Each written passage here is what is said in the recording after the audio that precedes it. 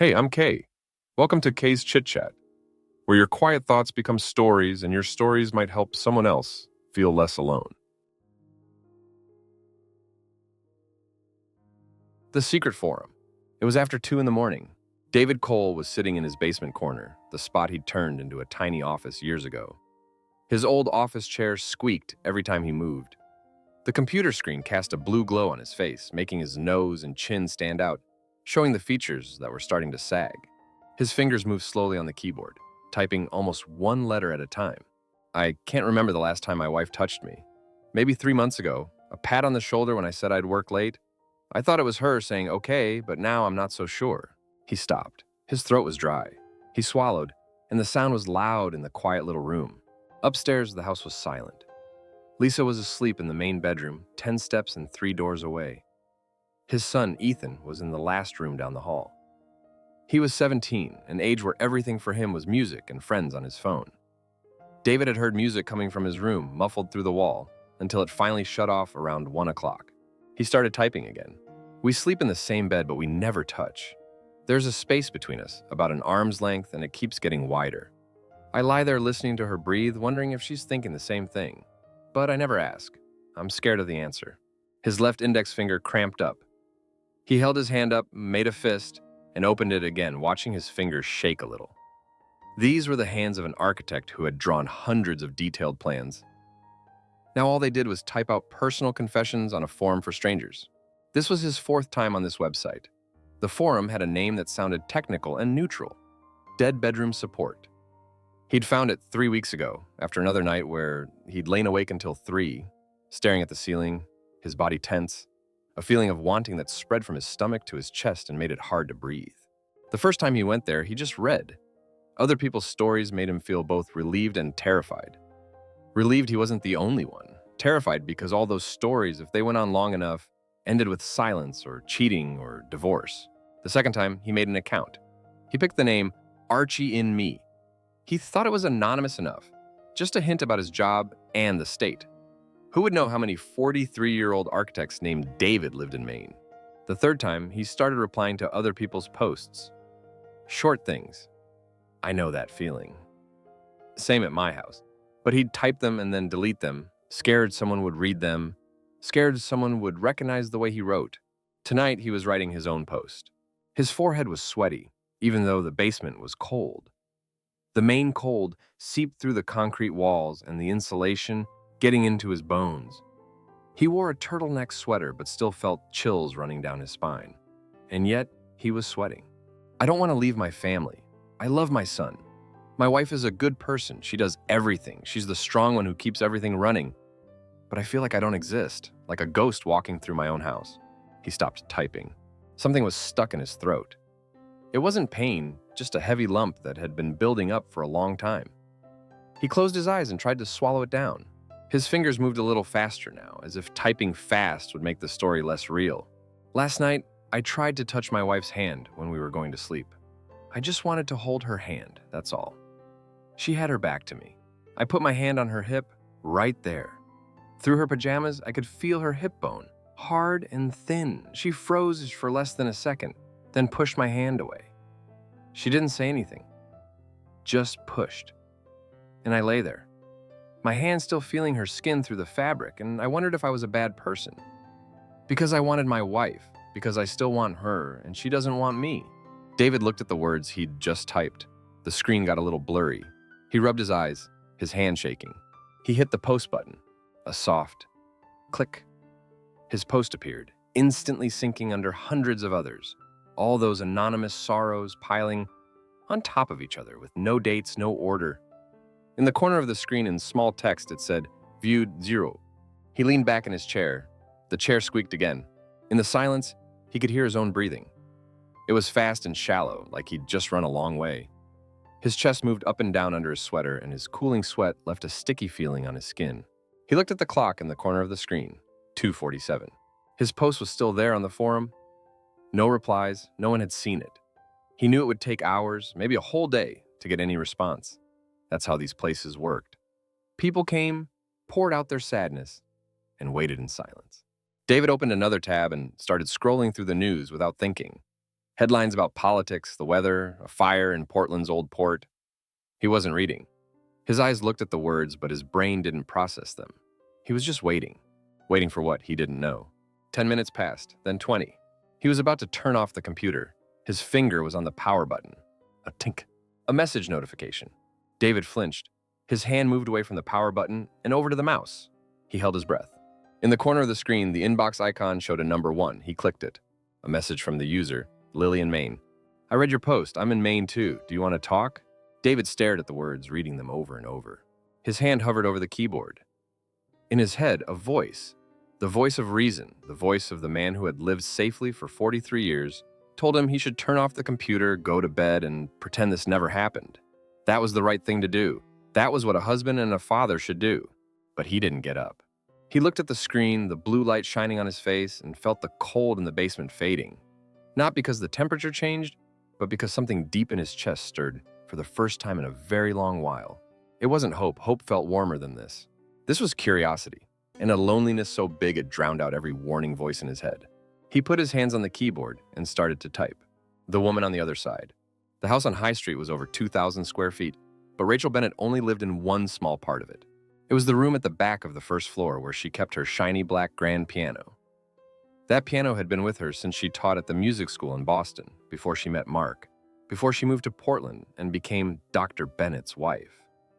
Her fingers moved over the keys, but she wasn't making any sound. She just rested her hands there, feeling the cold surface of the ivory keys. Outside the window, a Maine rain was falling softly. Raindrops hit the glass and ran down, blurring the streetlights. The clock on the wall said 9:47 p.m. Mark had called from the hospital at 7.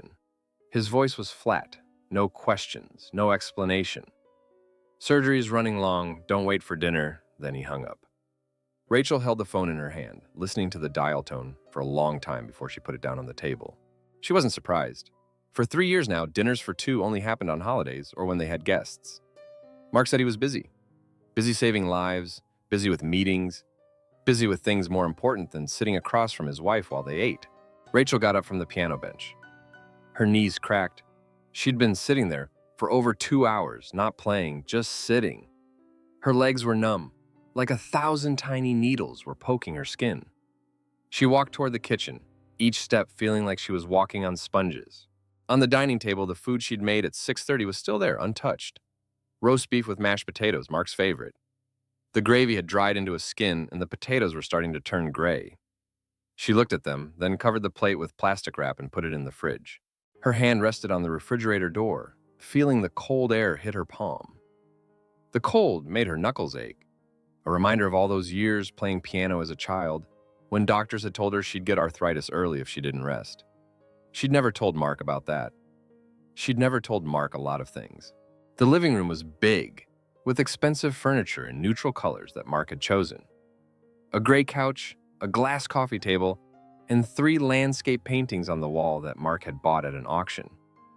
He said they fit a doctor's house. Rachel had never liked them. She liked paintings with color, with people, with stories. But she didn't say anything. She sat down on the couch and pulled out her phone. The usual apps were on her screen: news, weather, email, and then a blue icon, a circle with the letters DB in the middle. She'd downloaded it 5 months ago, after a night when Mark came home drunk and slept on the couch without saying a word to her. She'd sat on their bed, looked down the hall at her husband's motionless body, and typed into her phone, "No one wants to touch me." That forum had become the place she went to whenever this house felt too big. She opened it and scrolled through the new posts. A man in Texas wrote about 12 years of a sexless marriage. A woman in Ohio asked if she should leave her husband after finding out he watched porn instead of being with her. The same old stories, the same pain repeating itself. Then she saw a new post from Archie and me. Maine, someone in the same state as her. Rachel read it. She read it slowly, scrolling down line by line. When she got to the part where the man talked about touching his wife's hip and getting pushed away, her thumb pressed hard against the side of her phone. So hard the tip of her finger turned white. She knew that feeling, not the push. Mark had never pushed her, because Mark had never let her get close enough to need pushing. But that feeling of being rejected before you even let yourself hope, of reaching out and touching only air, she knew that. Her chest tightened. It wasn't a heart attack, she knew that feeling too. It was just her chest muscles cramping because she'd been holding her breath too long. She let go, letting her breath out slowly, but her eyes stayed glued to the screen. The post ended, no comments, no replies. Rachel looked at the clock, almost 11, Mark still wasn't home. She opened her messages and started typing. Her fingers were shaking, but not from the cold. The house was heated, always at 72 degrees, just like Mark had said it. But there was a coldness the heater couldn't chase away, and it was making her hands shake. I read your post. I'm in Maine too. Do you want to talk? She read it once, then again. Did the words want to talk sound too familiar or too harmless? She didn't know. She'd never sent the first message to a stranger on this forum. She just read and sometimes replied to other people's comments, but always kept her distance. Always made sure no one knew who she was. But this man was in Maine, and he'd written about touching his wife's hip. And Rachel, in a moment she would never be able to explain later, hit send. She dropped her phone on the couch like it had just burned her. In the kitchen, the coffee maker's timer clicked, letting her know it was ready for the morning. Rachel looked toward the sound, but she didn't get up. She sat still, listening. Not listening for Mark to come home. She knew his routine, the car in the driveway, the car door closing, the key in the lock, 3 steps inside, then straight to the bathroom, never into the living room. A cycle she could predict, down to each movement. She was listening for a tink from her phone. The phone stayed quiet. Rachel stared at it. The screen had gone dark, reflecting her face back at her. A 38-year-old face, still nice-looking, but with dark circles under her eyes that concealer couldn't hide. She looked at the woman in the phone screen and wondered if the man named Archie in Me would imagine her looking like this, or if he'd imagined someone else. Someone still desirable enough to be touched. 5 minutes passed, 10. The phone buzzed. Rachel grabbed it so fast she almost dropped it. Her fingers unlocked the screen and opened her messages. I'd like to talk too. Sorry, I don't know how to start. She read the message 3 times. Each time she felt something different. The first time, relief, he'd replied. The second time, nervousness. What was she doing? The third time, something like fear, but not quite fear. It was the shakiness of something new. Her fingers typed, slowly, one word at a time.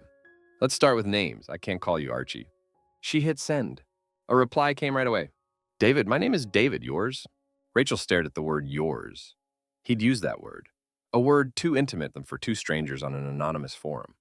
A word Mark hadn't used with her since they were dating, if they had ever really been in love. Rachel. The message went through. The phone went quiet again. Rachel put the phone on her lap and covered her face with her hands. Her breath was hot in her palms, her hands sweaty.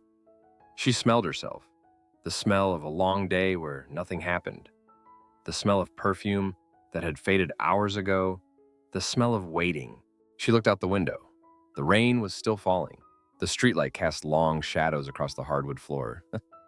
The house was big, clean, orderly, but Rachel felt it shrinking, minute by minute, until all that was left was her and the phone on her lap. Thank you for messaging me. I don't know if I should be doing this. She read it, biting her lip. Then she replied, her fingers, toughened by years of piano keys, typing on the glass screen with intention. I don't know either, but I think we've both been lonely long enough. She hit send. Then she sat there, waiting in the big house where she only took up a small corner, and for the first time in a very long time, she felt something moving in the darkness. The rules. David had been sitting in this bar for 47 minutes. He knew the exact number because he checked his watch every 5 minutes. The first time was when he walked in at 6:13. The place was quiet, just a few people scattered around, holding beers or glasses of wine, eyes on their phones. He'd picked a table in the corner, facing the door, so he could see anyone who walked through the black-painted wooden door. It was now 6:47. His throat was dry, not because he was thirsty. He'd drunk 2 glasses of water, just a small sip each time, his fingers gripping the glass so tight it fogged up from the heat of his hand. The dryness was coming from inside, from somewhere deeper than his throat, somewhere that felt like a small bone was stuck every time he swallowed. He ran his hand through his hair. Then again, sweat ran down from his forehead to his temples, and he wiped it away with the back of his hand, feeling his hot skin under his fingers. The white shirt he'd put on, he'd picked it on purpose to look nice but not too dressed up, was already getting damp under his arms. He pressed his arms against his sides, trying to hide it. The last time he'd been on a date with a woman was 22 years ago, with Lisa. He was 21 then, she was 19. They met in the college library. He dropped a pile of books. She bent down to help. Their hands touched and he turned bright red.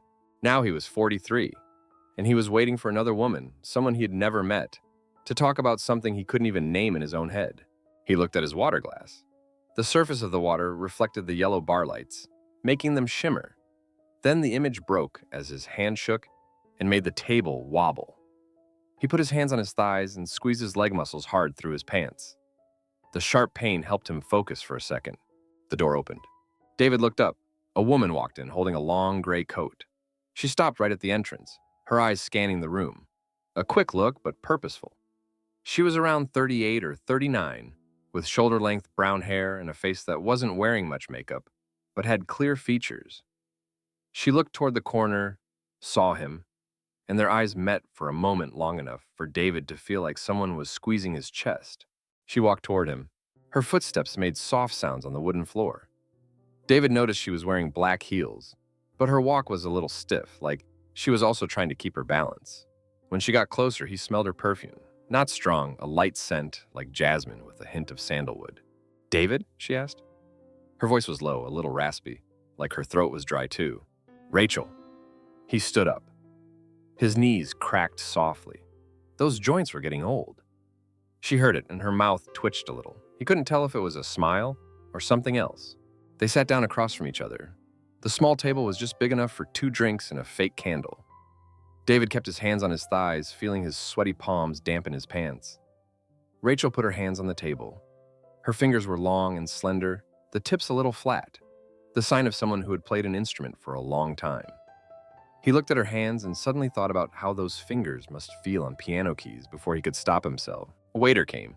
Rachel ordered a glass of red wine. David, who had planned to just drink water, suddenly said, "I'll have a beer." He didn't drink beer often, but right now he needed something to hold, something to do with his restless hands. They sat in silence until the drinks arrived. Rachel spoke first. She lifted her wine glass, not drinking, just looking at the dark red liquid through the light. "Do you want to do this?" The question went straight to the point. No small talk, no questions about the weather or their jobs to ease the tension. David felt his stomach tighten, a physical reaction he couldn't control. I don't know," he said. His voice sounded strange in his ears, raspy and low. "But I'm here." Rachel nodded, like that answer was good enough. She put her wine glass down and folded her hands in front of her. David noticed her knuckles were white from squeezing. "I need a few things," she said, before we go any further." David's heart pounded. He could feel it in his throat, in his ears, in his fingertips. A fast, hot beat. "Go ahead." Rachel looked right into his eyes. Her eyes were light brown, with a golden color in the bar light, but there was something hard in them. Not cold, but the determination of someone who had decided to cross a line and wasn't going to let herself hesitate. No real names, no addresses, no jobs, no family. She counted each one off on her fingers. "We know each other's first names. That's it. I don't want to know the rest, and you shouldn't ask." David swallowed. The lump in his throat was bigger now, but he nodded. "Okay." "Second," Rachel continued, "this isn't dating. We're not friends. We're here for one reason, and when that reason is over, everything is over. Do you agree?" The question cut through the air like a knife. David heard every word, and in his head, another voice. The voice of the man who was married, who had a son, who had built a life, was screaming at him to get up, pay for his drink, and go home. Right now, before it was too late. He looked at the woman in front of him. She was sitting up straight, her shoulders a little raised like she was ready to defend herself. But her eyes, under that tough exterior, her eyes had a fragility he recognized right away, because he saw it every morning in the mirror. "I agree," he said. His voice was softer than he'd meant it to be. Rachel let out a breath. David hadn't realized she'd been holding it until he heard the air leave her. A long sigh, like she'd just put down something heavy. She picked up her wine glass and took a sip. David watched her throat move as she swallowed, a soft curve under her skin. "Third," she said, setting the glass down, "this is between us. No one finds out, ever." They sat in silence. The bar was getting busier, laughter and talking coming from the counter, but in their small corner, the air was so thick David could feel it on his skin. His hand was still wrapped around his beer glass, but he hadn't taken a single sip. The cold from the glass was seeping into his palm, numbing the shaking. Rachel picked up her wine glass and swirled it. The red liquid coated the inside of the glass and ran back down, leaving streaks. "Anything you want to add?" she asked. David thought about it. He thought about Lisa, about the way she'd pushed his hand away from her hip. He thought about Ethan, about the music coming through the wall from his room, a sound from a world David no longer had a door into.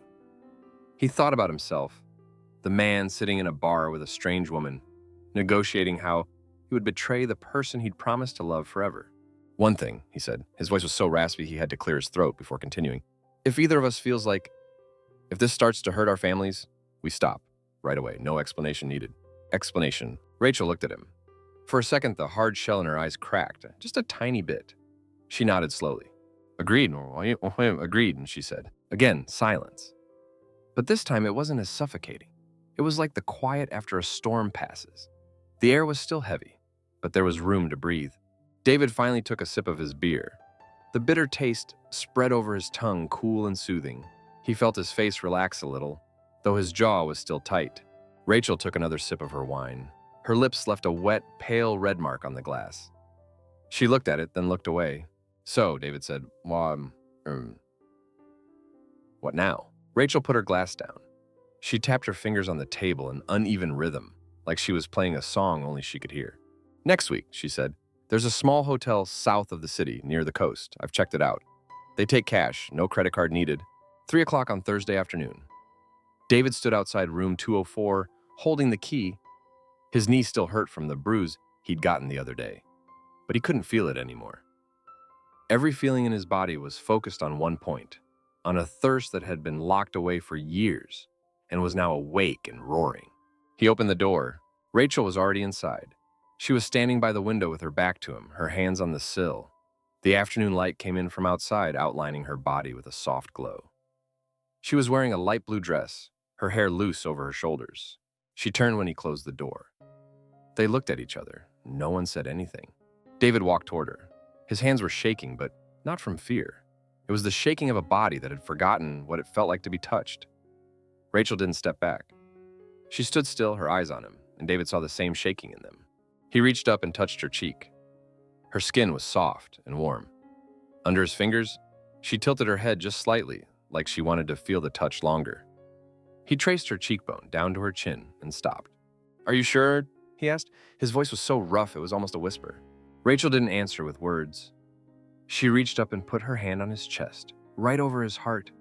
Through his shirt, she could feel it pounding. She started unbuttoning his shirt, slowly, her long fingers moving quickly but without rushing. Each button that opened was another layer of defense coming down. When his shirt fell to the floor, Rachel put both hands on his bare chest. Her palms were warm, and David felt each fingertip like a small flame burning his skin. He shivered, not from cold, but from a long thirst finally being answered. He took off her dress too. The light blue fabric slipped off her shoulders and fell to her feet, leaving her in a thin slip. David looked at her soft curves, her pale skin with faint stretch marks, the long scar low on her belly. She didn't hide. She stood in front of him, letting him look, and her eyes held no shame, just waiting. They lay down on the bed. The first touches were clumsy, a little awkward, like two people learning a new language, but slowly they found their rhythm.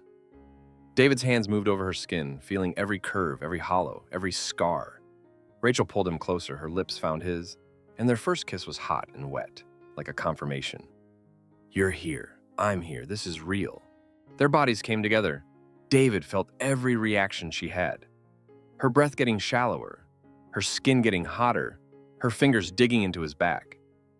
And when she let out a sound against his ear, a choked sound like it was escaping from somewhere it had been trapped too long, he felt something inside him break too.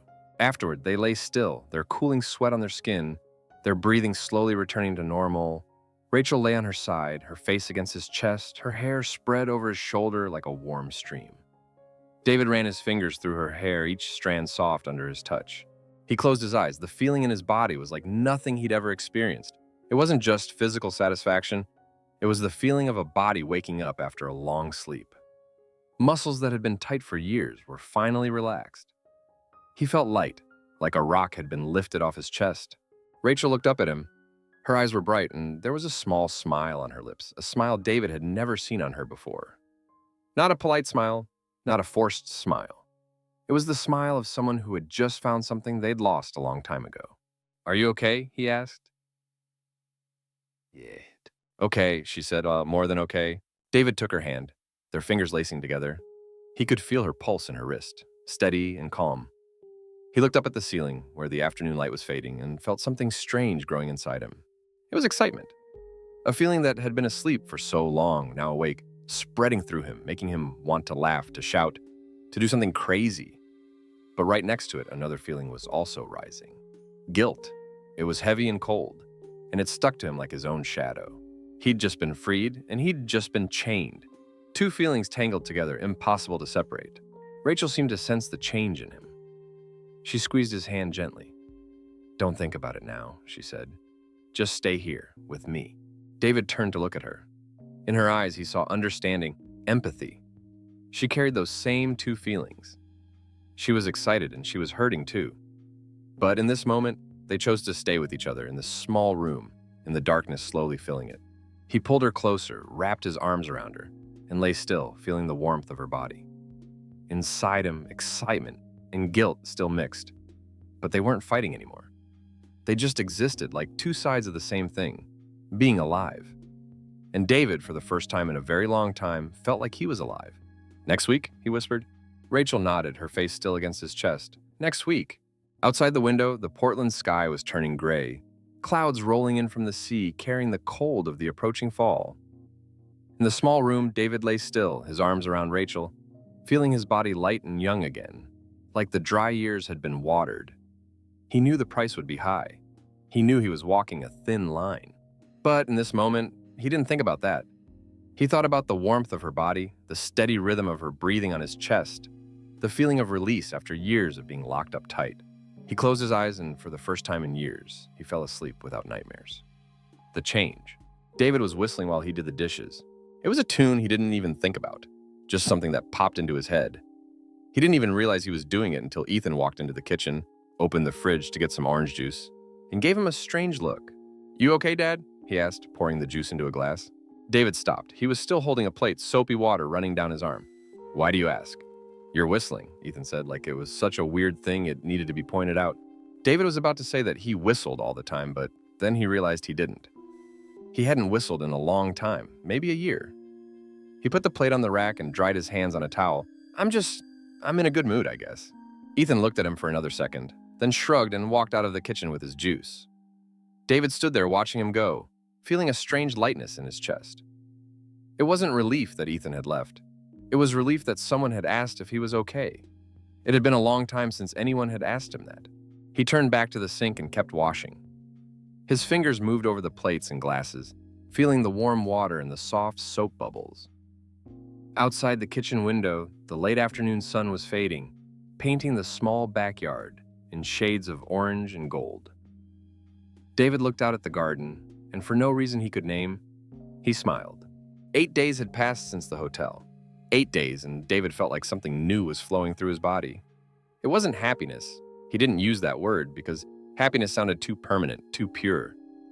This was just a feeling of being lighter, like something inside him had been loosened. In the morning when he poured his coffee, he noticed his hands weren't shaking. When he sat down at his desk, he sketched a design for a beach house without having to force himself. The lines flowed from his fingers naturally, smoothly, like his hands remembered how to draw after a long time forgetting. He heard Lisa's car pull in, the car door closing, the key in the lock, her heels on the hardwood floor. Sounds that used to make his whole body tense up now were just sounds. He didn't have to brace himself for the silence anymore. "What did you do to the bathroom cabinet?" Lisa asked as she walked into the kitchen. She was still in her work clothes, her hair pulled back, looking tired after a day at the bookstore. David turned around, still holding the towel. "I changed the hinges. The old one was squeaking every time you opened it." Lisa looked at him. She had a way of looking that David knew well. She'd stand still, squint a little, tilt her head to the left like she was reading small print. "When did you do that?" "This afternoon. I finished work early, had some time."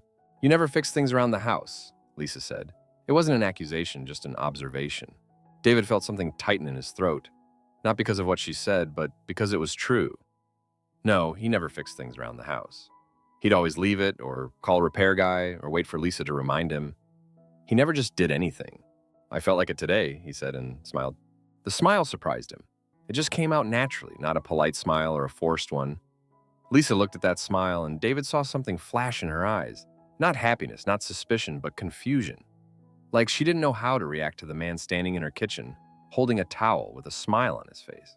"Okay," Lisa said. "Good. She turned away and got a water bottle from the fridge. David watched her back, her white shirt, the line of her spine visible through the fabric. And he realized he was looking at his wife without feeling pain, not because he didn't love her anymore, but because the pain had faded, like an old wound finally healing over. He knew why. He knew exactly why. It was Rachel. It was the messages they exchanged every night when both their houses had gone quiet. It was the small things they told each other. A piece of music she was practicing, a house he was designing, something a student said that made her laugh, a new idea that kept him up until 2 in the morning sketching. It was the next meeting, already scheduled, only 5 days away. David hung the towel on the rack and walked into the living room. Ethan was sitting on the couch, phone in hand, but he wasn't playing music like usual. He looked up when David sat down on the chair next to him. "You want to watch a movie?" David asked. Ethan looked up surprised. "What movie?" "I don't know, whatever you want." Ethan looked at him for a moment, like he was thinking it over. Then he nodded and opened an app on the TV. "There's a new Marvel movie," he said, his voice careful, like he still didn't quite believe this was happening. "Marvel it is," David said, leaning back in his chair. He felt his back sink into the cushion, and it was more comfortable than he remembered. Lisa walked in from the kitchen and stopped in the doorway, watching the two of them sitting together on the couch. David turned and said, "You want to watch?" Lisa didn't answer right away. She stood there, one hand on the doorframe, and David could see her watching. She was always watching. It was her nature as a manager, as the person who kept everything running. But the look in her eyes wasn't the look of a manager. It was something else, something David couldn't read. "Let me go change first," she said, and turned toward the stairs. David listened to her footsteps going up, the bedroom door opening and closing. He turned back to the screen, where Ethan was scrolling through movies, and felt something strange. He was in his house, with his wife and son, and he didn't want to be anywhere else. That hadn't happened in a very long time. At the same time, in a different house on High Street, Rachel stood in front of the bedroom mirror, holding a new dress. She'd bought it that afternoon after her lessons. A small shop on Exchange Street, one she passed often but rarely went into. The dress was dark green, simple, with a V-neck and a hem that fell just above her knees. When the saleswoman handed it to her, Rachel had touched the fabric, soft, cool, sliding over her skin like water. She hadn't bought new clothes in a long time. The things she wore every day were safe, neutral, things that didn't draw attention. She didn't need to draw attention. But today, when she saw this dress hanging on the rack, she'd stopped. And she'd bought it, like it was a decision she didn't need to think about. Now, Rachel stood in front of the mirror, looking at her reflection.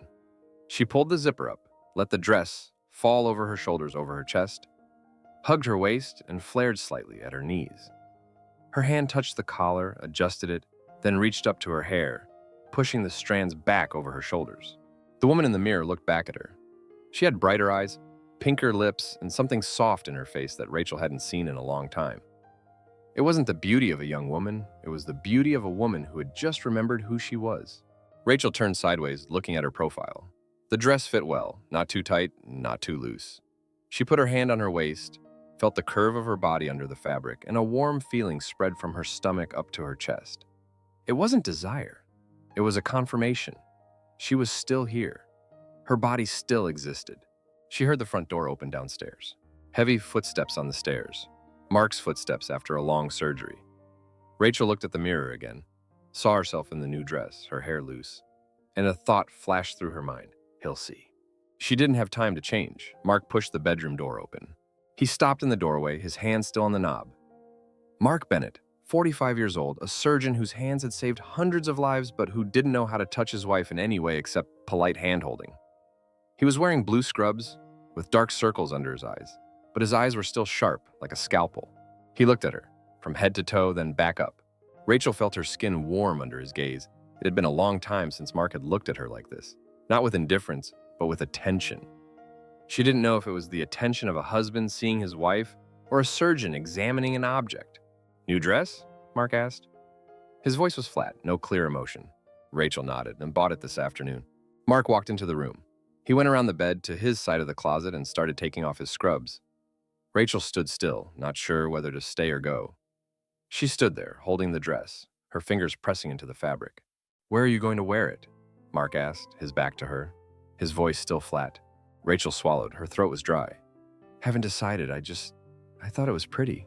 Mark turned around. He'd taken off his top, wearing just pants and an undershirt. His body was still fit, maintained by morning workouts at the gym. He looked at her again, and Rachel saw something flicker in his eyes that she couldn't interpret. "It's nice. He said. 2 words. Just 2 words. But they landed in the quiet bedroom like a stone dropping into still water. Rachel felt her eyes sting a little, but she didn't cry. She hadn't cried over Mark in a very long time. Mark stepped closer. He reached out and touched her shoulder right where the strap lay. His fingers were cold, the hands of a surgeon, always washed with antiseptic soap, always clean, always cold. He traced the strap lightly down to her elbow, then stopped. Rachel stood still. Her body was tense, not from fear, but from surprise. It had been over a year since Mark had touched her with any intention other than accident. "You want to get dinner?" Mark asked. "Tomorrow, at the old restaurant." Rachel looked at him. In Mark's eyes, she saw something. Not love, she didn't believe in that anymore, but something like curiosity. Like he'd just noticed there was a strange woman living in his house, and he wanted to observe her. "Okay," she said. Mark pulled his hand back. He turned to the closet, took out a shirt, and put it on. Quick, efficient, without hesitation. Rachel stood watching him, and in her head one question repeated. Does he know? But Mark didn't know. He couldn't know. Rachel had been careful, had deleted messages, had lied perfectly. The new dress was just a new dress, nothing more. She turned back to the mirror and looked at the woman inside. Her eyes were still bright, her lips still pink, and the dark green dress still held her body like a reminder that she was still alive. Mark had noticed. What did that mean? Rachel didn't know. But she knew one thing. This dress wasn't for Mark to see.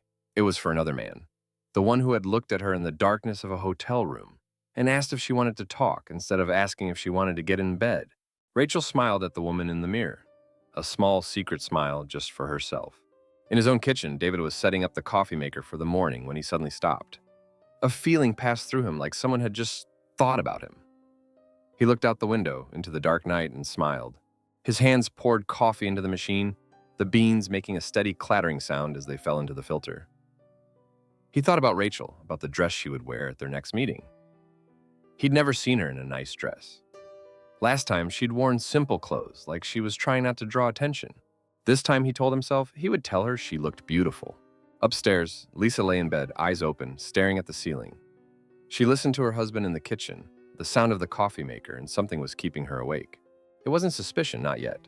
It was an uncomfortable feeling, like noticing that something in the house had been moved from its usual spot, but not being able to remember where it had been before. Everything was still in its place, but there was a shift in the air, a small vibration that only someone who had lived in silence long enough could feel. Lisa closed her eyes. She told herself she was imagining things. But somewhere inside her, something was waking up, an instinct of vigilance. She listened to her husband downstairs, and in her head, a small question began to form. Why is he so happy? Finding herself. This time, they didn't rush to leave after talking. David had gotten to the hotel an hour early. He sat on the bed, doing nothing, just sitting and waiting. The window was wide open, the wind from the sea carrying salt and cold. He didn't close it. The cold kept him alert, and he needed to be alert. When Rachel arrived, she was wearing the dark green dress. David watched her stand in the doorway, the light from the hallway behind her outlining her hair. She wasn't carrying a purse this time. Her hands hung at her sides, not holding anything in front of her like a shield. She walked in, and David closed the door. They looked at each other, no one said anything. Rachel stepped toward him. She reached up and touched his chest, right over his heart. Her hand was warm, and through his shirt, David could feel each fingertip like small points of heat. She pushed gently, and he stepped back, then again, until his back hit the wall. She pressed her face against his chest. Her breath was hot, seeping through his shirt, making his skin burn. "I missed you," she said. Her voice was muffled by his shirt and his chest. David reached up and put his hand on her hair. His fingers ran through the soft strands, feeling each one slide between them. He didn't say anything. He didn't know what to say. "I missed you too." Sounded too true, and that truth scared him. They stood like that for a while, and then Rachel looked up. Her eyes were red, but she wasn't crying. She looked at him, and David saw something different in her eyes than before. Not loneliness, not desire, it was something like finding. She pulled him away from the wall and led him toward the bed. They undressed each other in the dark. Not rushed. Slow movements, like each piece of clothing being removed, was another layer of defense coming down. David undid his belt, the metal clinking in the quiet room.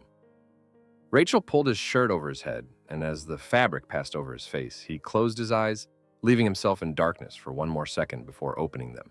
She looked at him. He looked at her. Their bodies weren't young bodies from movies. David's stomach had started to sag, with faint stretch marks from when he'd gained and lost weight. His chest was flat, his ribs showing when he breathed in. Rachel was the same.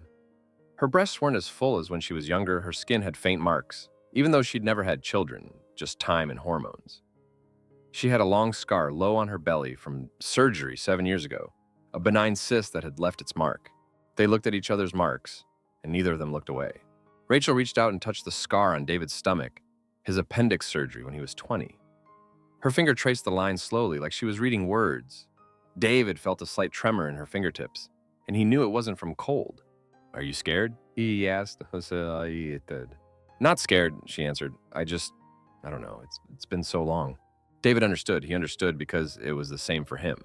They lay down. The first touches were clumsy, a little awkward, like two people learning a new language. David put his hand on Rachel's waist, feeling the curve of her body under his palm, and realized he had been missing something that used to be so familiar but now felt strange. Rachel pulled him closer, her face against his neck, her lips touching the place where his pulse beat hard under his skin. They found their rhythm, slow, then fast, then slow again. David felt every reaction of her body, her breath getting shallower, her skin getting hotter, her fingers digging into his back as the feeling built. And when it passed, they lay still, their cooling sweat on their skin, their breathing slowly returning to normal. Rachel lay on her side facing him. In the dark, David could only see her eyes shining with a wet light. "I haven't felt like a woman in 5 years, she said. Her voice was quiet, but she spoke clearly, each word like she'd thought about it before saying it. David stopped breathing. He lay still, looking at her, listening. "It's not just about sex," Rachel continued. "It's that no one looked at me like a woman. Mark looks at me like a piece of furniture, like the refrigerator or the dishwasher. It's there, it works, but no one looks at it and thinks about it." She reached up and touched David's face. Her thumb ran over his cheekbone down to the corner of his mouth. "You gave me that," she said. "Not just that, but the way you look at me. The way you asked if I wanted to talk. The way you sit for hours listening to me talk about music. The way you're not in a hurry." David felt something tighten in his chest. Not excitement, not guilt. It was a feeling he didn't have a name for. It was heavy and light at the same time, like a door had opened inside him, and what stepped out wasn't what he expected. "You're scaring me," he said, and his voice sounded strange in his own ears. Rachel looked at him. "Why?" "Because," David stopped. He searched for the words, but none were quite right. "Because I'm scared I'm becoming something bigger than I thought. We had an agreement, Rachel. This was supposed to be, we set rules." "I know. So why are you saying things like that?" Rachel was quiet. Her hand was still on his face, but she wasn't moving it. David looked at her in the darkness and saw her eyes were still bright, but something in them was pulling back, shrinking like an animal caught in headlights. "I'm sorry," she said. "I didn't mean to make things hard for you. I just wanted to say I'm grateful." David didn't answer. He lay still, feeling the warmth of her body next to him. And in his head, a river of thoughts was rushing. What have I done? I opened a door I don't know how to close. I gave her something, and now it's alive, it's growing, it wants a name. He remembered the rules they'd made at the bar. NSA, no real names, no interfering with families, clear boundaries, sharp as an architectural drawing. But now, lying here with Rachel in the dark, skin to skin, breathing together, he realized no drawing could control feelings. Feelings didn't have straight lines, didn't have right angles. They were wild curves, and he'd lost control without even noticing. "Rachel," he said. "Yes. I don't know what I'm doing anymore." She turned to look at him. "Me neither." They lay still. Outside the window, the sound of waves steady as a heartbeat. David closed his eyes, trying to arrange the pieces in his head. He thought about Lisa, about the empty space in their bed, about the way she'd pushed his hand away. He thought about Ethan, about silent dinners, about music coming through the wall from his room. He thought about his house on the street, about the walls he had built, both real and imagined, and wondered if they were falling down. Rachel put her hand on his chest, right over his heart. "It's beating fast," she said. "I know. I can feel it through your chest." David put his hand over hers. their fingers lacing together. Her hand was warm, and he could feel her pulse through her wrist just as fast. "This shouldn't be happening," he said. "I know, but it is." Rachel didn't answer. She just held his hand tighter. David was about to say something else. He was about to say they needed to stop, needed to go back to the boundaries, needed to remember this was just an escape, not a new home. But before he could open his mouth, his phone rang. The sound was like thunder in the room. They both jumped. David reached for the nightstand where he'd left his phone. The screen lit up, showing Lisa's name. His heart slammed once, hard, like someone had punched him in the chest. He looked at Rachel, who was looking back at him, eyes wide. He answered, "David?" Lisa's voice wasn't normal. It was high, urgent, with a tremor he'd never heard before. "Ethan had an accident. His bike. He's at Maine Medical." David sat up so fast his head spun. The sweat on his body suddenly went cold, like someone had dumped ice water over him. "What happened? Is he okay?" "He fell off his bike going down a hill, hit his head. They're checking him. Just come." Lisa's voice almost broke at the end. "I'm coming," David said, and hung up. His hands were shaking so hard he almost dropped the phone, putting it down. He looked around the room for his clothes, but his mind was blank, didn't know where to start. Rachel was already sitting up, reaching for his shirt, handing it to him. "Your son," she said. It wasn't a question. David nodded. He put his shirt on, but his hands were shaking so much he couldn't button it. Rachel came closer, reached up and buttoned it for him, one button at a time. Her fingers were quick, precise, like she was playing a familiar piece of music. He stood still, feeling her breath on his face, and a thought flashed through him. "I'm here with this woman, while my son is in the hospital." Guilt hit him like nausea. His stomach clenched, his mouth went bitter. He hurriedly stepped into his pants, hopping on one foot, almost falling. Rachel caught him, her hand on his arm, steadying him. "Calm down," she said. "You won't help anyone if you hurt yourself." David looked at her.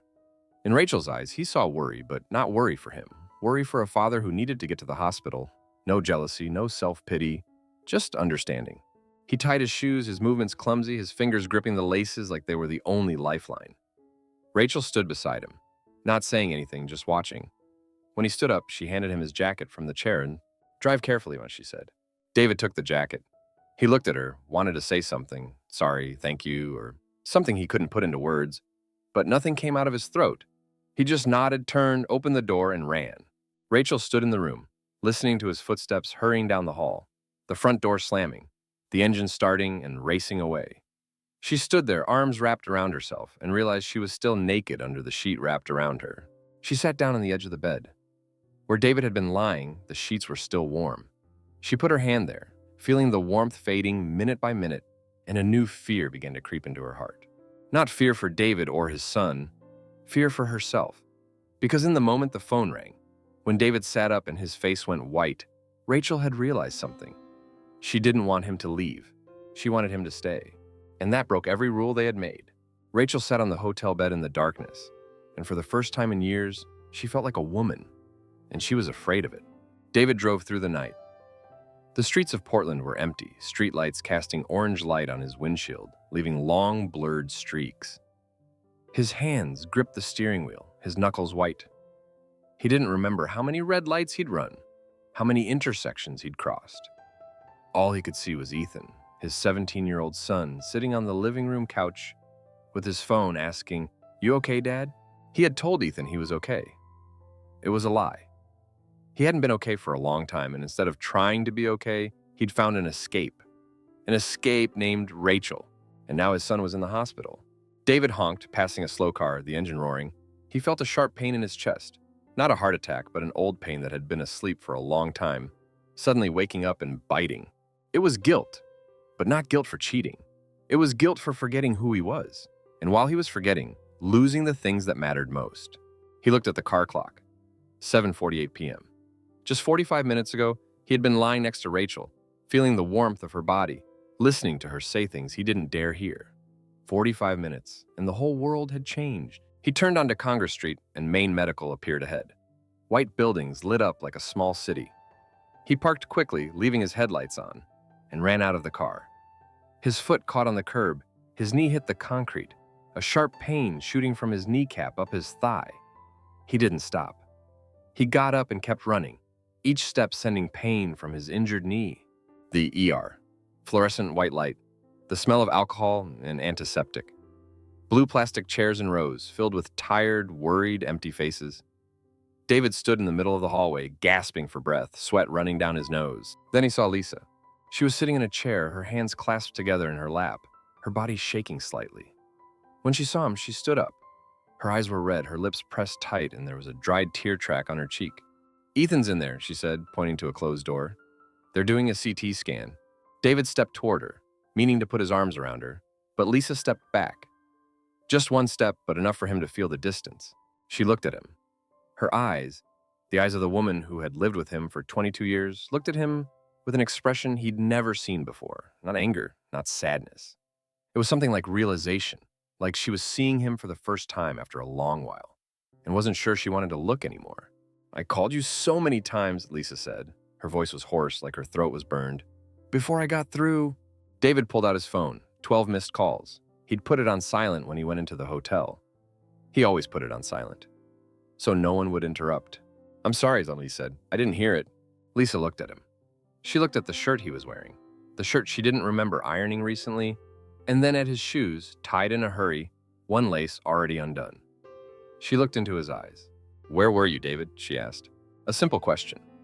But David felt it like a knife. He stood in front of his wife, in the hospital hallway, sweat and almost tears mixing on his face. And he couldn't answer. Because the answer would break everything.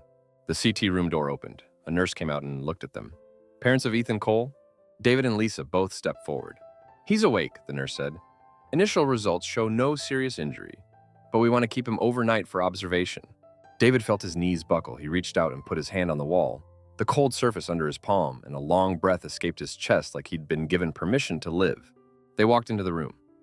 Ethan was lying in the bed, his head wrapped in white bandages, his face pale but his eyes open. When he saw his parents, he tried to sit up, but David moved quickly, putting a hand on his shoulder, gently pushing him back down. "Don't move," he said. His voice broke at the end. Ethan looked at him. His 17-year-old eyes, still dazed from the fall, looked at his father's face. "Are you crying, Dad?" he asked. David reached up and touched his face, surprised to find it wet. He wiped the tears with the back of his hand, but they kept coming, wouldn't stop. Lisa stood at the foot of the bed, watching her husband and her son. Her hands were on the bed rail, her fingers gripping the cold metal. She looked at David, the man crying next to their son, and in her head, the question repeated. "Where were you? Where were you when your son needed you?" But she didn't ask. Not now. She just stood there watching and waiting. Wrong choices. Lisa had been sitting on the hard plastic chair in the hospital hallway for over 2 hours. Her back ached, but she couldn't lean back. She sat straight, her hands in her lap, her eyes on the white door where Ethan was being checked. It was 7 in the evening when she got the call from a number she didn't recognize. A man's voice, calm, professional. "Are you Ethan Cole's mother? He's been in an accident. We're taking him to Maine Medical." Lisa didn't remember what she did after that call. She only realized she was sitting in her car, her hands gripping the wheel, when the light at the Congress Street intersection turned from red to green to red again. She'd run at least 2 red lights. She didn't remember. At the hospital, she ran into the ER, her heels clicking on the tile floor, people staring. She didn't care. She just wanted to see her son. Ethan was on a stretcher, his face pale, a long cut on his forehead, already bandaged. His eyes were closed. Lisa froze in the doorway, grabbing the frame, her knees giving way. A nurse caught her, told her he was awake, just dazed they were doing a CT scan. Then she sat in the chair and sat and waited, and called David. First time, no answer. Second time, no answer. Third, fourth, fifth. Each time she heard the long dial tone, Lisa felt something in her chest tighten. Not worry, but something else. Something she didn't want to name. She called 12 times. No one answered. On the 13th try, David picked up. His voice was rough, his breath heavy, like he'd just run a long way. Lisa didn't ask where he was. She just said, "Ethan had an accident. Come now." Now, watching David walk into the hallway, Lisa felt a shift in the air. She didn't know what it was, but she felt it, like feeling a cold wind before rain. He came closer. His shirt was wrinkled, like he'd worn it all day and through a sleepless night. But it was still evening, and they'd only left the house that morning. One of his shoelaces was undone, dragging on the floor, and he didn't notice. His hair was messy, and there was a dried sweat stain on his forehead. And there was something else, something Lisa couldn't see clearly under the hospital's bright lights. But she knew it was there. Something on his neck. "I called you so many times," she said. Her voice was calmer than she expected. Before I got through, David pulled out his phone and looked at the screen. His face went pale. I'm sorry, Helen, I didn't hear it. Didn't hear it. Lisa looked at him. She looked at his eyes, which wouldn't meet hers. She looked at his hands, shaking slightly as they held the phone. She looked at his wrinkled shirt, the buttons misaligned, the second button in the third hole, and she looked at his neck. There was a faint mark below his jaw on the left side, pale pink, a little smudged, like lipstick wiped off in a hurry. Against David's pale skin, it stood out like a burn. Lisa stopped breathing. She stood still, her eyes fixed on that lipstick mark, and the feeling in her chest finally had a name. It was called the truth. She had seen the signs. His unusual happiness over the past week. The way he whistled in the kitchen, a sound she hadn't heard in years. The way he sat down to watch a movie with Ethan, like it was the most natural thing. The way he looked into space and smiled, like he was seeing something she couldn't see. She had told herself she was imagining things. She had told herself David was just in a good mood, that he'd finally gotten over his long depression, that things were getting better. Now, looking at the lipstick on her husband's neck, Lisa saw how stupid she'd been. Where were you, David? She asked. The question echoed in the empty hallway, but her voice wasn't loud.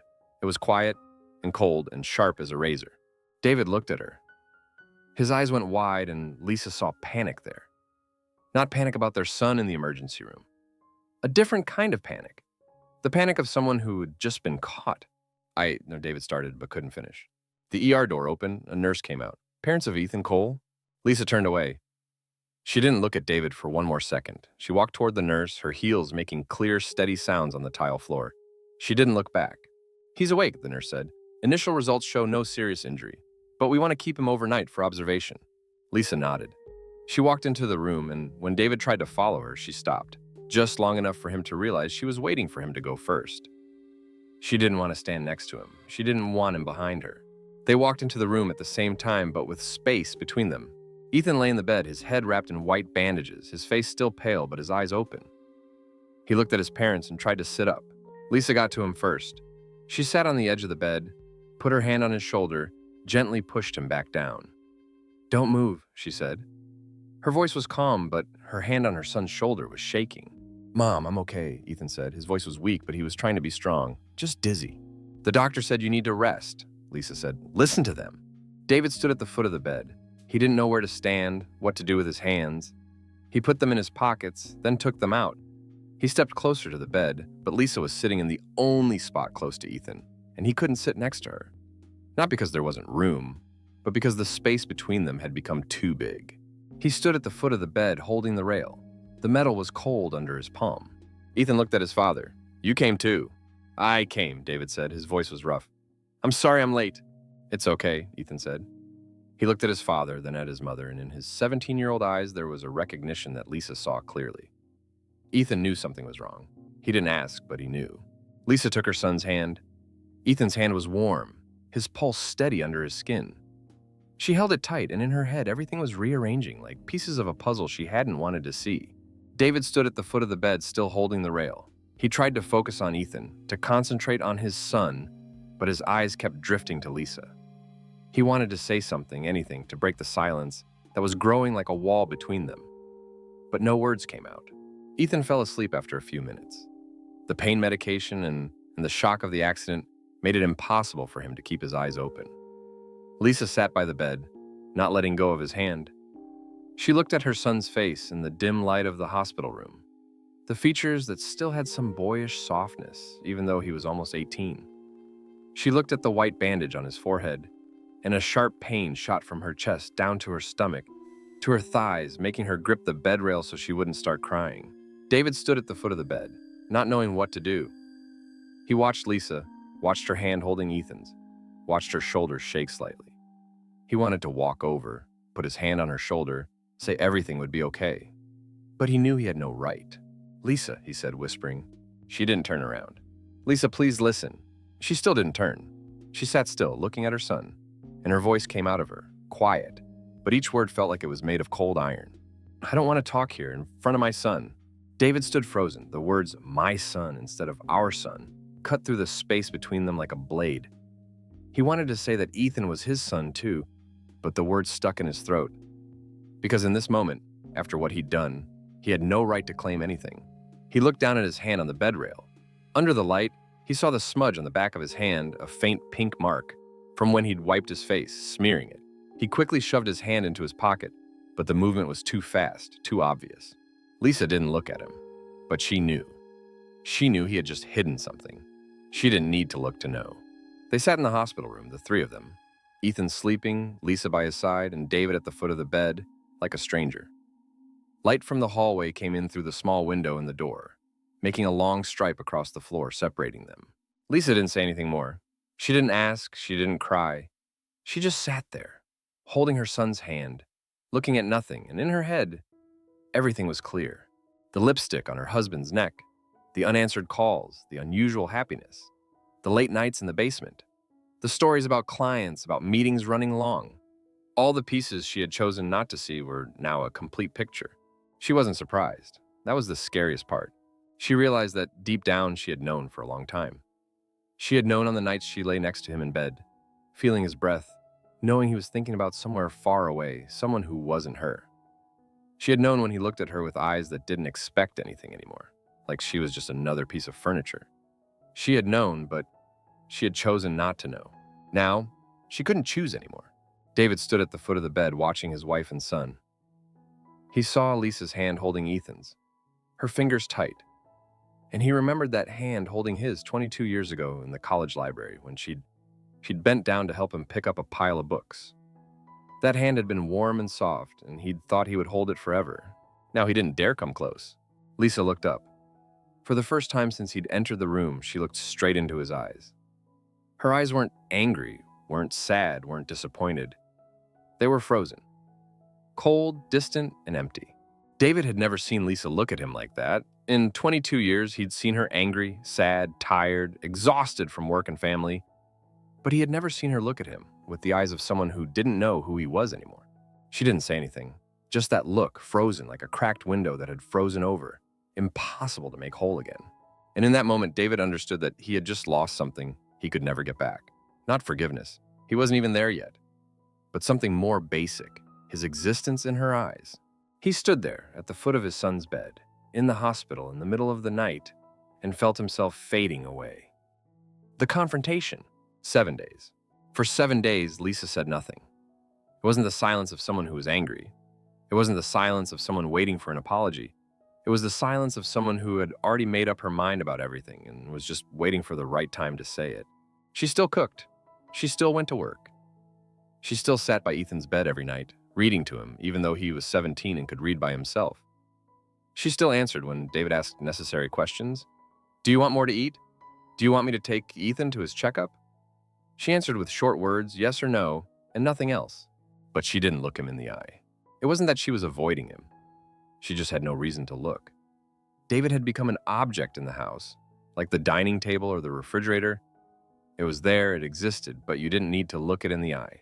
David tried to talk to her 3 times. The first time, he waited until Ethan went upstairs, then walked into the kitchen where Lisa was doing dishes. He stood behind her, keeping some distance, and said, Lisa, please listen to me. She didn't turn around. She kept washing dishes, the water running, plates clinking, and she said, I'm doing dishes. It wasn't a rejection, just an explanation.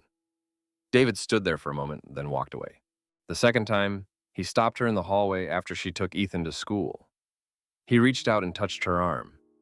Lisa looked down at his hand on her arm like it was a strange object, then looked up at him. Her eyes were still frozen like that night at the hospital. David pulled his hand back. I just wanted to say, he said, I'm sorry. Lisa nodded, a small nod, like he'd just told her it was going to rain.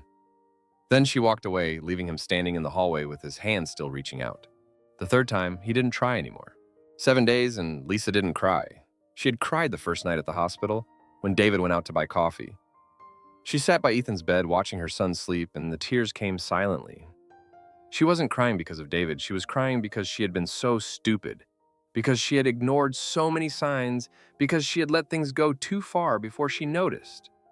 She was crying for Ethan, her son, lying in a hospital bed, whose father wasn't there when he needed him. That was the only time she cried. After that, she wiped her tears, went to the bathroom, washed her face, and looked at the woman in the mirror. That woman had red eyes, but her expression had changed. It wasn't the look of a wife waiting and hoping anymore. It was the look of someone who had made a decision. Day 8. Lisa came home earlier than usual. She told the bookstore she had a family matter, and the manager, who was her, didn't ask any questions. She drove home, her hands steady on the wheel, her eyes straight ahead. On the passenger seat, a brown envelope sat neatly. When she got inside, she heard David in the basement. He was still working down there, still sitting in front of his computer, still drawing plans she no longer cared about. She put the envelope on the kitchen table, where he would see it as soon as he came up. Then she sat down in a chair and waited. It wasn't long. Less than 10 minutes later, David came up the stairs. He stopped in the kitchen doorway when he saw her sitting there, but his eyes had already seen the envelope on the table. He stood still, his hand on the doorframe, his fingers gripping so tight his knuckles went white. "Sit down," Lisa said. Her voice was calm, like she was inviting a customer into the bookstore. David walked into the kitchen and pulled out a chair across from her. He put his hands on the table, but didn't touch the envelope. He looked at it, then at her. His lips were pressed tight, the muscles in his jaw standing out. Lisa pushed the envelope toward him. "I saw a lawyer." David didn't open it. He looked at it like something that had fallen from the sky, something he couldn't believe was real. "Lisa, we can talk about this." "This is talking," she said. David opened the envelope. The papers inside were printed clearly, legal terms he didn't need to read to understand. He looked at the first page, the words in capital letters, "Petition for divorce." His hands shook. The papers in his hands shook with them, making a soft rustling sound in the quiet kitchen. "I've been thinking about this," Lisa said. "Not for 7 days. I've been thinking about it for a long time. I just didn't want to admit it." "Lisa." "Let me finish," she interrupted. Her voice was still calm, but there was a hardness in it, like steel that had been tempered at low heat. Not hot, but impossible to bend. "I don't need you to love me, David. I haven't needed that for a long time." David looked at her. His eyes were red. "You think I don't love you?" "I don't think," Lisa said. "I know, not because I don't want to be loved, but because I've lived with the truth long enough to accept it." Her words landed on David's chest like a hand pressing down. Not hard, but enough to make it hard to breathe. He wanted to say she was wrong, that he still loved her, that over the years he just didn't know how to show it. But the words stuck in his throat, because deep down, he knew she was right. He hadn't loved her the way she needed to be loved. He had loved her like a person loves a familiar piece of furniture. You need it, but you never think about it until it's gone. "I don't need you to love me," Lisa said again, as if to make it clear. "But I need my son to have a father he can count on." The words, "my son," again. David heard them, and it felt like someone had pulled the chair out from under him. He sat there with nothing to hold on to, realizing that in Lisa's eyes, he wasn't Ethan's father anymore. Not legally, but in every way that mattered. "You can say you love him," Lisa said. "I don't doubt that. But love isn't enough, David. He needs a father who's there when he needs him. He needs a father who doesn't show up late when he's lying in a hospital bed." David wanted to say that he did come. He came as soon as he got the call, but he knew that wasn't true. He didn't come right away. He was with Rachel when Ethan fell off his bike, when Ethan was put in the ambulance, when Ethan was on the CT scan table. He was in a hotel room, in a bed, with another woman. The nausea rose in his throat again. He swallowed, but the bitter taste stayed. "You failed," Lisa said. 3 words, spoken clearly without gloating or accusation. "Just a fact," said like someone saying it was raining. David looked down at the table. The lightwood, the grain running long, and on top of it, white papers with black words. He looked at them, and in his head everything was falling apart. Not like a building collapsing, but like a sand wall facing the sea. Slowly, quietly, and impossible to stop. "I stayed silent for 7 days," Lisa said. "Not to punish you, to be sure. I wanted to know if there was anything left worth saving." She stopped and looked out the window. Outside, it was starting to get dark. The streetlights were coming on one by one, casting pale orange light into the kitchen, making long shadows on the floor. 7 days, she said, and I couldn't find a reason to stay." David put his hand over his face. He wasn't crying, but his hand was shaking so much he couldn't keep it still. He covered his eyes, blocking out Lisa's look, the divorce papers, the kitchen that had once been where they cooked together, laughed together, built a life together. "Maybe I was wrong," Lisa said, her voice softening a little. "Maybe I didn't do enough. Didn't say enough? Didn't give you what you needed?" "I share the blame. I know that." David shook his head but said nothing. "But that doesn't change the truth," she said. "You chose this, David. You chose to go looking for what you needed somewhere else. Instead of talking to me, instead of trying, instead of giving me a chance to fix things. He looked at her. His eyes were red, and for the first time in 8 days, Lisa looked straight into his eyes without that frozen look. What was in her eyes now was different. Not anger, not coldness. It was exhaustion. An exhaustion that had built up over years, over nights, lying next to each other but worlds apart, over silent dinners, over times she reached for him and he didn't reach back, over times he reached for her and she had forgotten how to respond. "I'm sorry," Lisa said, and David was surprised because she had nothing to apologize for. "I'm sorry I let this happen. I thought if I just kept everything running, just took care of Ethan, just did my duties, everything would be okay. I didn't see that you were hurting." That was what broke David. He cried. Not quiet tears, but sobs coming from deep in his chest, sounds he couldn't control. He sat there, his hands over his face, his shoulders shaking, crying like a child. Lisa watched him. She didn't go to him, didn't comfort him, didn't put her hand on his shoulder. She just sat there, watching the man who had been her husband for 22 years cry, and somewhere inside her, a door closed. She had loved this man. She had loved him from the day he dropped his books in the library, from the way he blushed when their hands touched. She had loved him through hard years, through times of struggle, through his failures when she had to be the strong one. She had loved him so much she forgot that love needed to be returned. But now, she didn't love him anymore. Not because she couldn't, but because she had chosen not to. Because loving him had made her lose herself. David looked up. His face was wet, his nose red, his eyes swollen. He looked at Lisa, and in his eyes was a plea he didn't dare say out loud. "I can't," Lisa said like she was reading his thoughts. "I'm sorry, but I can't." David nodded. He didn't have the strength to beg anymore, and he didn't have the right. He just nodded, like someone who had received a sentence and knew he deserved it. Lisa stood up. She looked at the papers on the table, then at David. "I'll stay until Ethan is fully recovered. Then I'll move out. You can keep the house." David shook his head. "I don't want the house." "Then sell it," Lisa said. "Split it." She turned away. David sat still, watching her walk out of the kitchen, her footsteps on the hardwood floor, then the stairs, then the bedroom door closing. Not slamming, just a soft click, but it echoed through the house like a bell marking the end of something. David sat in the kitchen as darkness crept in from the windows. The divorce papers were still on the table. Black words on white paper, clear, undeniable. He looked at them, and in his head, Lisa's words echoed one by one. "I don't need you to love me, David. I need my son to have a father he can count on. You failed." He picked up the first page. His hands shook, but he held it, reading each line. The dry legal words, the sections about property, about custody, about support payments. He read to the end, where there was a line waiting for a signature. He didn't sign. Not because he didn't agree, but because he couldn't. His hands were shaking too much, the pen on the table like a strange object he didn't know how to hold. He put the paper down and stood up.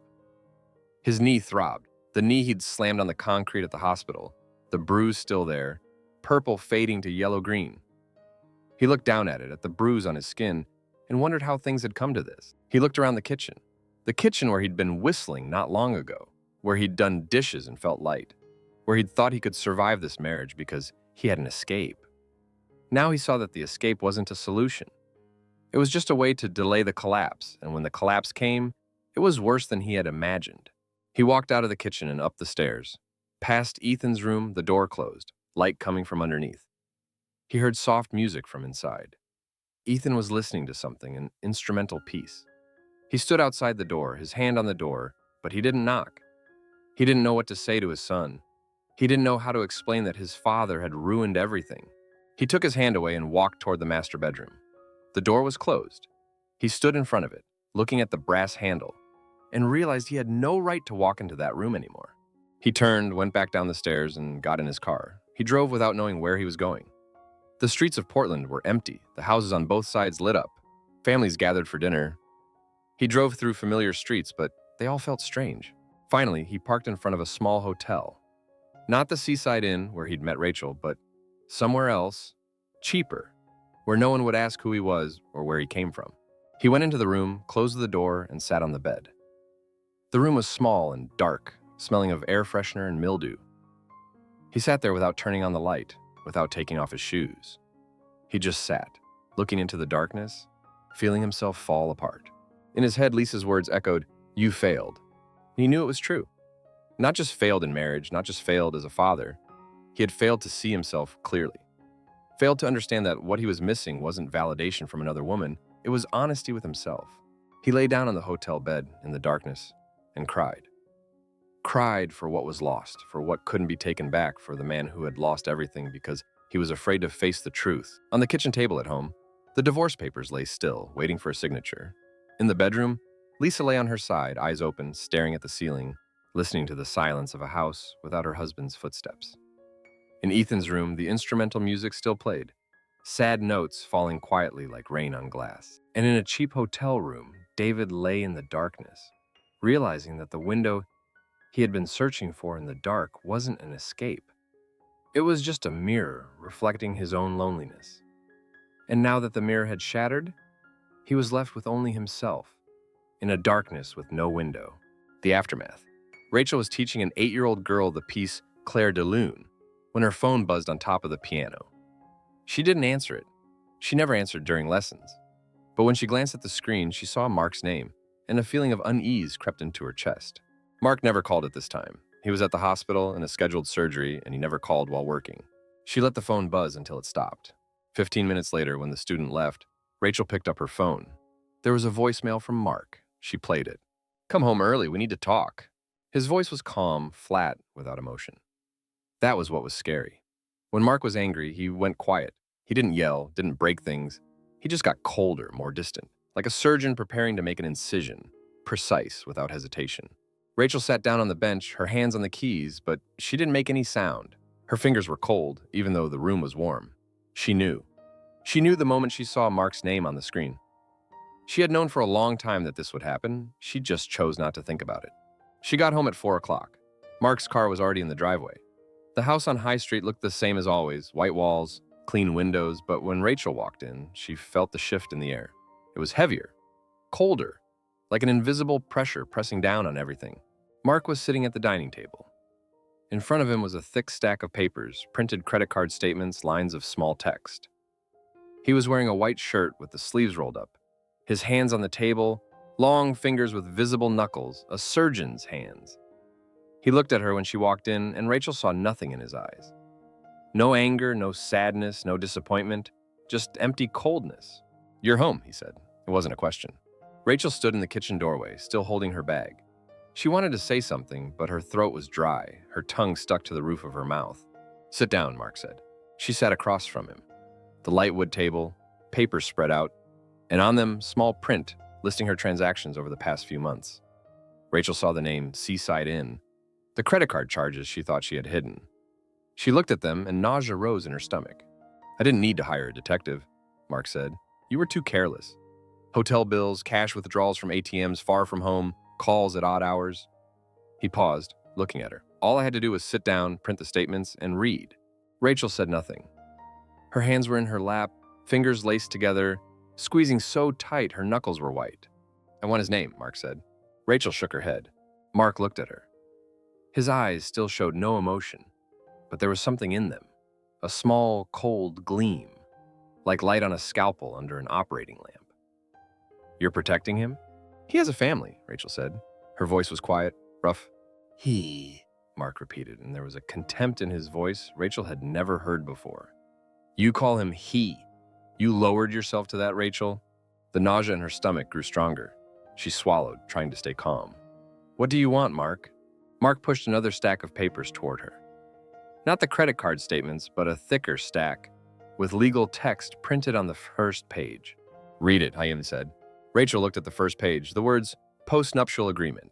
She skimmed it, sections about property, about custody, about how she would get a certain amount of money if she signed, and lose everything if she didn't. She read the section about custody. Mark would get custody of their son, the 10-year-old who was at school right now, if Rachel didn't follow the terms of the agreement. She read that section again and again, the words blurring in front of her eyes. "You're using our son as a hostage," she said. Her voice didn't sound like hers anymore. It was low and rough, like there was sand in her throat. "I'm protecting what's mine," Mark said. "You broke the contract, Rachel. Marriage is a contract. You violated it. Now I'm enforcing the terms. A contract." Rachel looked at the man sitting across from her, the man she had been married to for 12 years, and she realized he had never loved her. He had just signed a contract with her, And now that the contract was broken, he was demanding compensation. She looked at the papers in front of her. Her hands shook as she turned the pages. The terms were written in precise legal language. No room for emotion, no room for forgiveness. This wasn't a conversation, it was an ultimatum. "You have 1 week to decide," Mark said. "If you sign, you'll get enough to start over. An apartment, child support, and you can still see our son on a schedule. If you don't sign," he paused, looking at her, "I'll take this to court. I'll present evidence of your affair, and I'll get full custody." Rachel looked at him. Her eyes were red, but she didn't cry. She had cried enough over the years. "I have 1 week? 7 days." She stood up. Her knees were so weak she had to hold onto the table to steady herself. She looked at Mark one last time, still sitting still, his hands on the table, long cold fingers. He wasn't looking at her. He was looking at the papers, like they were the only thing that mattered. Rachel walked out of the kitchen and up the stairs. Each step was heavy, like walking through deep mud. She went into the bedroom, closed the door, and sat on the edge of the bed. The piano sat silently in the corner, its keys cold under the dust cover. She didn't cry, she just sat there, her hands in her lap, staring at nothing, feeling herself freeze from the inside out. 2 days later, Rachel texted David, "We need to meet." They chose a small cafe on Exchange Street where no one knew them. Rachel came early, sat at a table in the corner, her hands wrapped around a coffee cup she wasn't drinking. She looked out the window at the people walking by, the yellow leaves falling from the maple trees. Portland in the fall was beautiful, but she didn't see colors. She only saw gray. David arrived. He sat across from her, and Rachel looked at him and saw a different man from the one she had met at the bar not long ago. His eyes were sunken, his cheeks hollow, his beard several days unshaven. He was wearing an old jacket with a stain on the sleeve she had never seen before. "Are you okay?" he asked. His voice was rough, like he had been crying a lot. Rachel shook her head. She wasn't okay, and she knew he wasn't either. "I know," David said. "Me neither." They sat in silence. The cafe was noisy with coffee machines and clinking cups, but in their small corner, the air was thick, heavy as lead. "Mark knows," Rachel said. "He has the credit card statements. I was too careless." David nodded. He wasn't surprised. "Lisa knows too. She saw. You left a mark on my neck." The night Ethan went to the hospital. Rachel looked at him. Something broke in her eyes. "I'm sorry," she said. "I wasn't careful. I ruined everything." "It's not your fault," David said. "It's mine. I wasn't thinking. I just wanted..." He stopped, not knowing what to say. "You just wanted to feel like you existed," Rachel finished for him. "Me too." They looked at each other, and in that moment, they understood that they had found each other for the same reason. The same loneliness, the same need to be touched, to be seen, to be told they were still alive. And now the price for those moments was crashing down on them.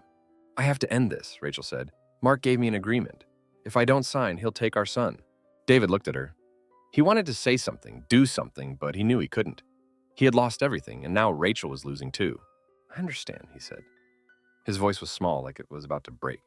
"We said no strings," Rachel said. "We said this was just an escape, but I couldn't keep that promise." David shook his head, and neither could I. Rachel reached out and put her hand on the table, palm up. David looked at her hand. Long, slender fingers, the tips slightly flat from the piano keys, and remembered the first time he saw that hand at the bar, and how he had thought about the music it had played. He put his hand on hers. Her skin was cold. "No strings" was a lie, Rachel said, and from the beginning, David held her hand tight. He could feel her fingers shaking, and he knew she was trying not to fall apart, just like him. "Do you regret it?" he asked. Rachel looked at him. Her eyes were red, but she didn't cry. She had cried enough. "I regret hurting other people," she said, "but I don't regret meeting you." David nodded. He didn't either. Even though everything had fallen apart, even though he had lost his family, even though he was sitting in a cafe with a woman he was never allowed to love, he couldn't say the moments they had were meaningless. They sat like that for a long time, holding hands on the table, in the crowded cafe, like two strangers who had just met after a long separation. No one looked at them. No one knew who they were. "We won't see each other again," Rachel said. It wasn't a question. David wanted to say no, that they could find a way, that they could get through this. But he knew it was a lie. He had lied enough. "No," he said, "we won't." Rachel pulled her hand away. She stood up, took her wallet from her bag, and put some bills on the table. David watched her do it, each movement slow, like she was trying to remember every moment. "I'm sorry, David," she said, "for everything." He stood up. "You don't have to be sorry." She looked at him one last time. In her eyes, David saw a reflection of himself. A man who had lost everything, but who had, for a brief moment, been himself. "Thank you for seeing me," she said. Then she turned and walked away. David stood watching her leave the cafe, through the glass door, out onto the street. She didn't look back. She walked straight without hesitation, her gray coat disappearing into the crowd on the sidewalk, and then she was gone. He sat back down. The coffee in front of him was cold. He looked at it, at the foam clinging to the inside of the cup, and felt a hollow open up in his chest. Not the hollow of loneliness, but the hollow of something that had once been there and now wasn't. He thought about the things they had said at the bar, the rules they had made. No real names, no interfering with families, no strings. They thought they could control their feelings, then that they could take what they needed and leave without leaving marks. But they were wrong. They had given each other something bigger than they could handle. They had given each other life, and life can't be controlled. Life leaves marks. Life has a price. David left the cafe and walked out onto the street. The Portland sky had turned to evening, gray clouds stretching from the sea inland. He stood on the sidewalk, watching the cars go by, the pedestrians, the lit windows of the buildings. And he realized that after everything, he was still here. He was still alive. And he had to learn to live with what he had lost. He didn't know if Lisa would forgive him. He didn't know if Ethan would still see him as a father. He didn't know what would happen to Rachel with Mark's agreement. He didn't know anything about the future. But he knew one thing. The window he had been looking for in the darkness wasn't an escape. It was just an illusion. And now that the illusion was gone, he had to face the real darkness and find a way to live in it. He started walking. No destination, just walking. Each step left a mark on the pavement, a small trace that would be washed away by rain and wind. But in this moment, it was there. He was there. And that was all he had. Echoes. David's apartment was on the third floor of an old building on Congress Street. It had one bedroom, a small living room, and a kitchen just big enough for one person to move around in. The living room window looked out onto a supermarket parking lot, and in the mornings, sunlight never made it in because the building next door blocked it. He had been living here for 4 months. Cardboard boxes were still stacked in the corner. Not all of them opened. Some books, old drawings, the tea set Lisa had bought him 10 years ago. He looked at those boxes every day, but he didn't have the energy to open them. They sat there, like he sat here, temporary, waiting for something that wasn't coming. On Friday night, Ethan came to visit. Had he grown taller, or did it just seem that way because David hadn't seen him in a while? Ethan was 18 now, had his driver's license, was a few inches taller than his father. He stood in the doorway of the apartment, looking around, and David saw his son trying to hide his surprise. "You live here?" Ethan asked. It was an innocent question, but it cut David deep. "Yeah," he said, "come in." They sat on the old couch. David had bought it from a second-hand store, and it still smelled like its previous owner. Ethan sat at the other end, leaving space between them, like there was still an arm's-length gap. But this time it was a gap David had made. "Are you okay, Dad?" Ethan asked. "I'm okay. How about you? How's school?" Ethan talked about school, about friends, about his final exams. He talked fast, like he was reading a report. And David sat listening, his hands in his lap, his fingers tapping unconsciously on his knees. He wanted to ask more. Wanted to know about his son's life, about the things Ethan wasn't saying, but he didn't know how to ask. He had forgotten how. When Ethan left, David stood at the window, watching his son's car disappear behind the buildings. He stood there for a long time, his hand on the cold windowsill until the darkness filled the room. That night, he sat on his bed and opened his phone. The old messages were still there. He hadn't deleted them. He had opened them and read them many times over the past 4 months. Rachel's words, her questions about his day, her stories about music, her thanks for listening. He had read them so many times he knew every word, every punctuation mark. His thumb scrolled through the messages from the first to the last. "We won't see each other again." He looked at those words and his fingertip went numb, like the cold from the screen was seeping into his skin. He had thought keeping these messages was a way not to forget, but now he realized they weren't helping him remember anything. They were just keeping him in a place he had been, a place he couldn't go back to. He opened his inbox, selected all the messages from Rachel, and deleted them. The screen asked, "Delete all messages?" He looked at the question, and in his head, images flashed by. The hotel room, the darkness, the scent of jasmine and sandalwood, fingers on skin, a kiss in the dark. He closed his eyes, felt those images one last time, then opened them. Delete. The messages disappeared. The inbox was empty. David put his phone on the nightstand and lay down. The ceiling of the apartment had a long crack running from the corner to the light fixture, an uneven curve like a flawed drawing. He looked at that crack every night, and it had become as familiar as the lines on Lisa's face used to be. Lisa. He didn't know much about her life now. She was still in the house on their street, still working at the bookstore. Ethan said she had started taking a class in arts management and was planning to expand the store. Ethan said she seemed okay, that she smiled more, that she had started playing tennis with a friend. David heard these things and felt both relief and pain. Relief that Lisa had found a life of her own, the life she deserved. Pain because he realized she was better off without him. He remembered the way she sat in the chair at the hospital, her back straight, her hand holding Ethan's, and he had seen a different woman than the one he had lived with for 22 years. It wasn't that Lisa had changed. It was that he had never really looked at her. He had looked at her as a part of his life, a piece of furniture, a support, but not as a person with needs, wants, and wounds. And now that she was gone, he could see what he had lost. On Sunday, David went to Deering Oaks Park. This was where he often went on weekends when Ethan wasn't visiting. He sat on a bench near the pond, watching families having picnics, children running around, fathers pushing strollers, mothers sitting on blankets reading. He watched them, and in his chest an empty feeling spread, like a dark pool rising. A young man was playing ball with his son. The boy was about 5, running wobbly after the ball, laughing every time he touched it. The father caught him when he fell, wiped his tears, then threw the ball again. David watched them and wondered if he had ever been like that with Ethan when he was small. He tried to remember, but the memory was faint, like an old photograph that had faded. He had been there. He knew that. Physically, he had been there. But being there and being present were two different things, and he hadn't been present. A woman sat down on the bench next to him. She was about 40, with long brown hair, wearing a blue athletic jacket. She had a book in her hand, and she opened it to read, but her eyes were watching the children playing. "Nice park, isn't it?" she said, not turning to him, like she was talking to herself. David looked at her. For the first time in 4 months, someone was talking to him who wasn't about work or Ethan. He felt a nervousness in his throat, like he had forgotten how to answer a simple question. "Yeah," he said, "and it's nice." She turned to look at him. Her eyes were light brown, with small crow's feet at the corners and a small smile on her lips. "I moved to Portland 3 months ago. Still getting used to it. I've been here a long time," David said. His voice was rough, but she didn't seem bothered. She introduced herself, Sarah.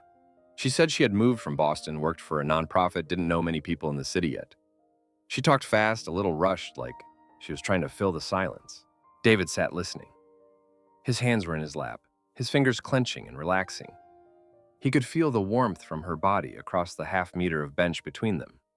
And in his head, a small voice said, Don't start this again."